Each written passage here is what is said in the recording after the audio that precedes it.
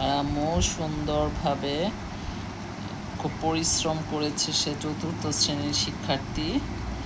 সে এই ফুচকাগুলো ভেজেছে আলু সিদ্ধ করে, ডিম সিদ্ধ করে, সবগুলোকে একদম সুন্দর করে মিক্স করে ফুচকার ভেতর এরকম স্টাফিং করে এখন উপরে ডিমটা গ্রেট করে দিচ্ছে।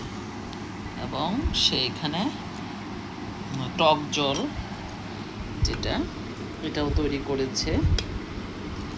আমি নিজেই সারপ্রাইজড হয়ে গেছি যে আমার কোনো রকম হেল্প ছাড়াই সেটা তৈরি করছে ফার্স্ট টাইম। অনেকগুলো ফুচকা সে নিজের হাতে ভেজেছে, হাতও একটু পুড়িয়ে ফেলেছে। মাশাআল্লাহ, খুব সুন্দর দেখা যাচ্ছে। খেতেও আশা করছি খুবই মজা হবে। একটা টেস্ট করে দেখি। একটু টক দিয়ে খুবই মজা। একদম লবণ ব্যালেন্স করে দিয়েছি। ভেতরে শসা কুচি আছে, শসা এবং আলু, পেঁয়াজ, কাঁচামরিচ দাওনি, কাঁচামরিচ, শসা, পেঁয়াজ আর হলো ম্যাজিক মশলা, সবগুলোকে একসাথে স্টাফিং করে মেখে এরকম স্টাফিং করে নিয়েছে।